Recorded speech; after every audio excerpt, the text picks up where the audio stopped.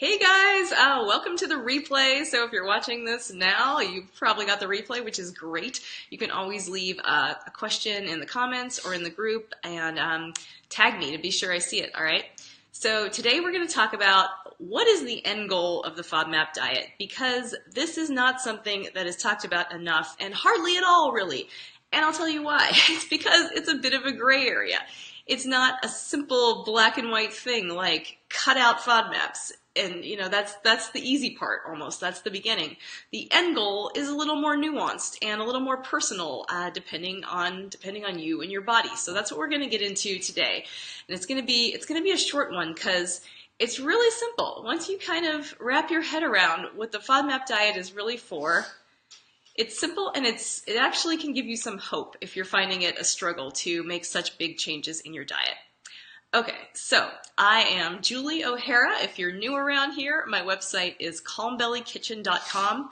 I'm a health coach who works exclusively with people with IBS to help you manage your symptoms with delicious food, not deprivation. All right, so every week I'm here doing Calm Belly TV, typically on Wednesdays.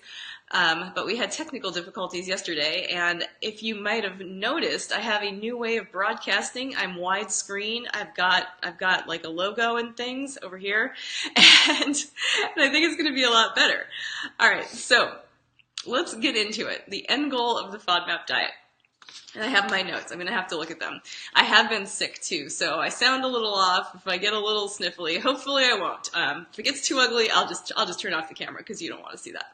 Okay, so like I said, the FODMAP diet, the end goal is going to look different for everybody, but what you need to know, and you may or may not have actually heard this, but the FODMAP diet is not a lifetime diet. You're not meant to be on it long term. All right, why is that? One, because it is nutritionally restrictive, right? You're cutting out a lot of foods, and a lot of those are really healthy foods, or foods that all your life you've believed to be healthy. My favorite example is asparagus. You know, when I learned about this diet, I thought, oh my God, how could asparagus be bad for anyone in any way? But, then you start to understand. So it is nutritionally restrictive. A lot of those high FODMAP foods contain prebiotic fiber, which is the food for the good bacteria in your gut. And you want that good bacteria in there and, staying healthy and helping you digest, right? So cutting out FODMAPs often reduces your intake of that healthy fiber for the good bacteria. It's also socially restrictive, right? You're eliminating these large categories of food.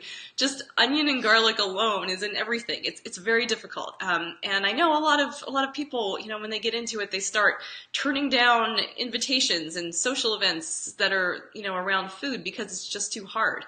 So it is socially restrictive. And the important thing, the reason why the FODMAP diet is not meant to be for life, because it's not necessary to be on it for life. And here's why.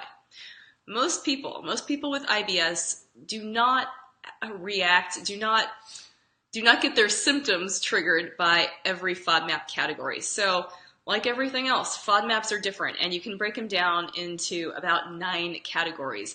And your tolerance for one may be really good. Like you might find out that everything lactose, doesn't really give you symptoms. Whereas everything in the fructose category is something you want to be really conservative with or avoid. And the other thing is that your tolerance levels aren't just, a black and white yes or no. It might just be that you have a moderate tolerance, but if it gets a little too high, then you might get symptoms. So you can bring back so many foods. And so that's why there's no need to cut out everything for life. It's just not necessary. And if you're doing that, you're giving yourself more work and more deprivation. So why do you cut out FODMAPs? So what we've talked about so far is that less FODMAPs equals less symptoms. That's not the whole story, right? The idea is the point of cutting out all FODMAPs, because you're not supposed to do it for life. You're not going to be intolerant to every FODMAP. So why do you have to cut them all out? There's 3 goals of the elimination phase. And just for the record, the elimination phase, where you reduce your FODMAP intake as much as possible, that should last anywhere from 4 weeks to 3 months. Recommendations definitely vary. I recommend about 8 weeks. I think most people can easily do it in 6 to 8 weeks. So what are the goals of cutting out all FODMAPs if it's not necessary? So the goals are to confirm that you're actually sensitive to FODMAPs, that you're not, that you don't have another issue going on. You just want to make sure that FODMAPs are actually, playing a role in your IBS. So you're confirming that by cutting them out and feeling better, right? The next thing is that the elimination part lets you hit the reset button on your body. You get to start feeling better, and some of you maybe haven't felt that in years, right? You may have had IBS for a really long time. So you get to understand what your body feels like without FODMAPs, without those foods that trigger your symptoms.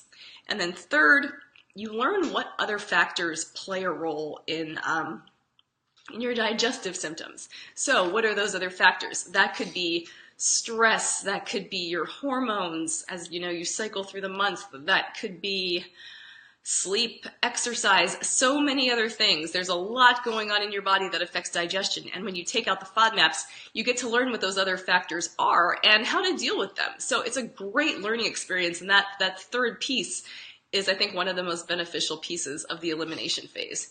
And you also learn how to reset your body anytime you need to. But the key is that cutting out all FODMAPs forever is just not necessary.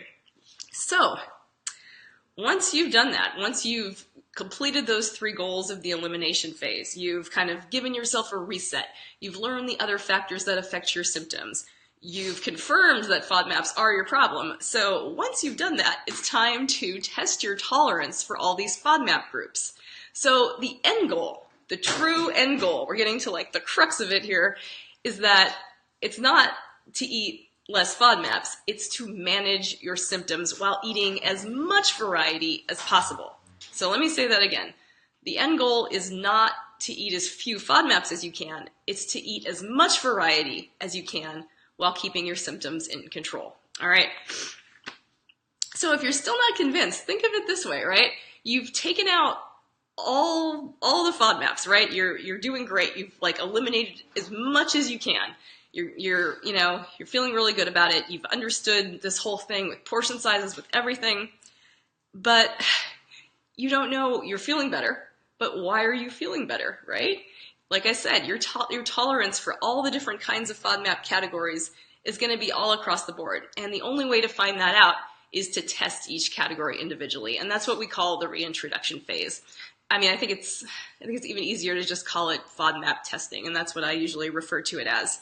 And the point of all that, finally, is to take all the awesome data that you gather about your body, about your body's reactions to, camera looks weird, about your body's reactions to all these different FODMAP categories, because there are 9 different categories. You take all that information and you create your unique lifetime eating style. It's going to be unique to you because your tolerances are unique to you. And that's it. That's the end goal. So what do I mean when I say you create your lifetime eating style? So what that looks like is being confident about the choices you make because they're based on knowledge, not just on guessing. So if you're just trying to avoid all FODMAPs, you're only guessing at what's really going to trigger your symptoms. And it's hard, right? It's hard to avoid FODMAPs in every possible instance. It's socially restrictive. It's difficult. So instead of guessing, you're making choices based on how you know you react, how you know you tolerate certain categories and certain foods. And you don't have to feel like you're sick. You can feel, you know where you have flexibility. You know where you should be a little more conservative. If it's a category of FODMAPs that really does trigger your symptoms, you can be super conservative if you want to make sure you're feeling good. You have those choices. You have that knowledge. So, for example, you don't have to police every single bite, right? You don't have to make sure that your chicken broth is completely free of garlic, which is really tough, right? You guys know that. So, because you're not eliminating it, you're not trying to have that experience of resetting your body. You're just trying to live your normal life and have a practical, everyday lifetime eating style. So, it's not important to try to eradicate every little FODMAP. It's just to have as much variety as you can while still feeling good. So that's the end goal of the FODMAP diet. As much variety as possible while still feeling good, having control, and making your choices based on knowledge, not guessing. All right, so that wraps it up. That was heavy. That was not the most fun topics, but it's really important that you see the big picture because, one, it's a lot more, I don't know, optimistic than thinking that you're just going to be sick or that you're going to be sort of in this food prison for the rest of your life, because you're not. You're just going through a process that's designed to help you learn and help you just have more power and more control over your body. And in the end, it's so worth it. All right, so thank you so much, guys, for watching, and I will talk to you next week. Bye.